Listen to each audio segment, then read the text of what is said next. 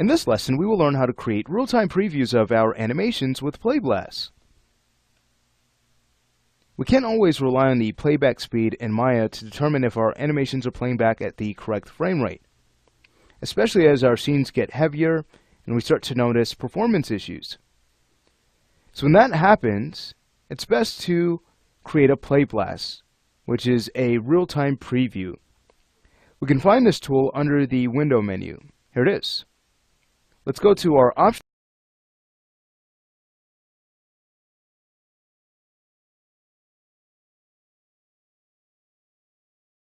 Take a look at the entire sequence. Also, if you wanted to hide things like your camera name and the axis handle in your viewport, just to remove any distractions from your Playblast, you can go ahead and turn off Show Ornaments. You could also change your format. So right now it's set to AVI. You can go ahead and use QuickTime. I work with image, so we'll have a look at the F-check window once the Playblast is done rendering. Let's also change our encoding type to Maya. This will give us a really good quality, and it will also give us a very fast render. Nice. I'll set the scale to 1 so we have a large enough view to work with. So once the display size is set to From Window, and once our scale is set to 1, it's basically using the same size we see here in the viewport. Nice, but you can go ahead and change that to, let's say, render settings or custom settings if you'd like. I'll make sure this is set to From Window. And then if you'd like to save your Playblast, you can go ahead and turn on Save the File.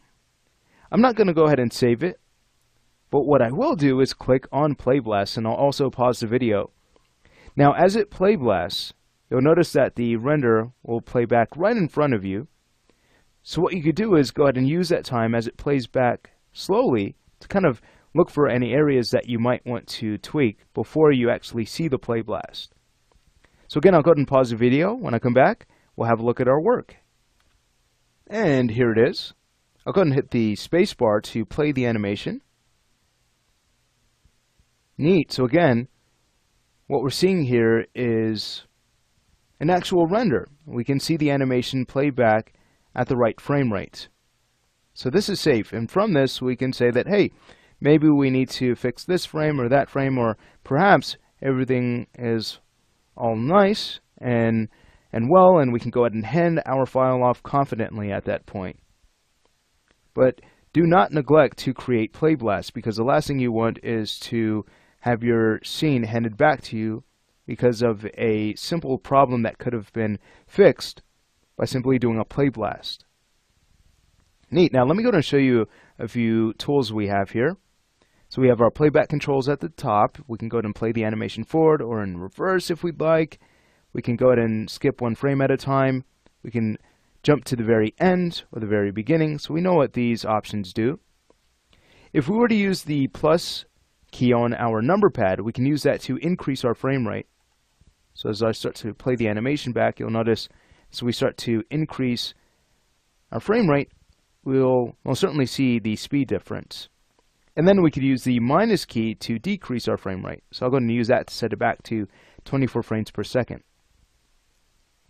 Also, we can go ahead and scrub with the left mouse button, which I find to be super helpful, to quickly go through frames, but in a way where I can really study the animation. And then, if you'd like, you can go ahead and create notes on your frames. You'd use the right mouse button to do that. So what I'll do is go ahead and create a smiley face, because I like to do that. Alright, sweet. How cool is that?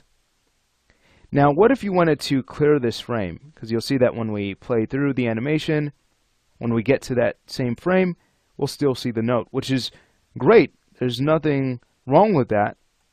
But if it's a note that really doesn't do anything for us, like this smiley face, if you'd like to go ahead and clear it out, just go ahead and move to the frame that it was created on, and then you can go to File and choose Revert. There we go. Fantastic. So in this lesson, we have learned how to create Playblasts. We also have learned why we'd want to create a Playblast. Again, it can save us a lot of time, money, effort. We should go in and create Playblasts every once in a while just to check and make sure that our animations are looking nice at the correct frame rate. So that's it for this lesson. That's also it for this course. I'd like to thank you for watching, and I'll see you in the next one.